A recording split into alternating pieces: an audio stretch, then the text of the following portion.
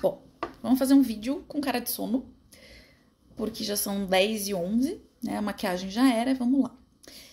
Eu tava aqui trabalhandinho e o marido assistindo o jogo. Hoje é dia 16/8, teve o jogo São Paulo e Corinthians, pela Copa do Brasil. E eu tava comentando aqui, marido corintiano levou numa boa, racionalíssimo. E eu tava braba aqui, porque eu sempre torço pelo futebol. Apesar do marido achar que eu sou corintiano, mas enfim, deixa ele acreditar.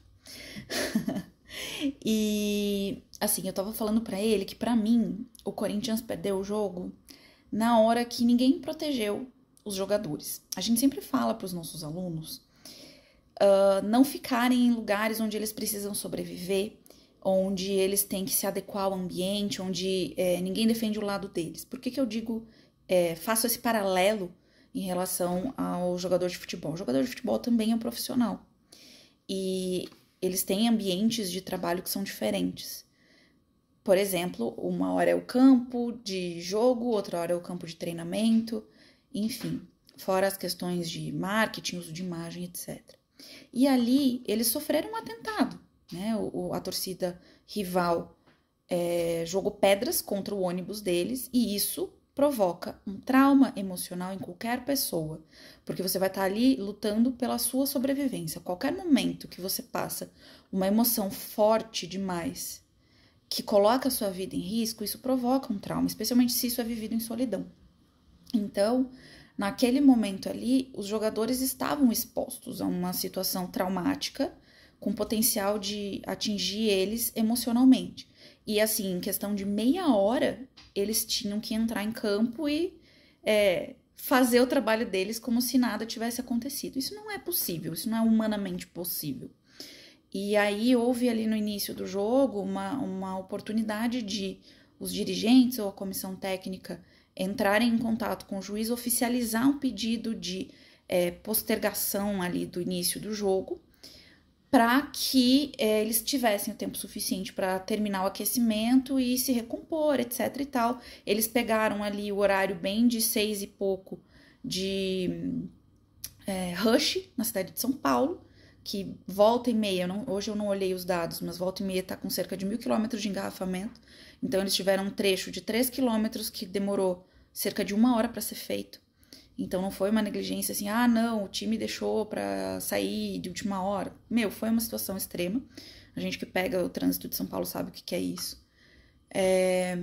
Então, assim, foram várias situações, sem falar que o time vem de uma sequência de jogos onde passou por situações também de violência mais física, assim, e muitas situações de racismo. Tanto que depois de um certo momento, a própria Conmebol começa a fazer campanhas contra o racismo, porque estava realmente excessivo. Bom, então são várias situações que causaram ali traumas emocionais potencialmente para esses jogadores profissionais. Então, ali no começo do jogo, eu acredito que faltou uma proteção para esses jogadores. Tanto que eles iniciam o primeiro tempo, assim, super apáticos, parecia que estavam entregando o jogo. E não houve uma resposta de quem estava acima deles ali e deveria protegê-los. A gente comentou aqui, o Marcelo trouxe uma história de 2005, né, mamãe? Sim. Em que houve uma situação semelhante até, né, em certo ponto, onde a própria torcida do Corinthians estava revoltada com os resultados e invadiu lá o Parque São Jorge, depredou ônibus, foi violento lá com alguns jogadores específicos e eles pediram demissão em sequência.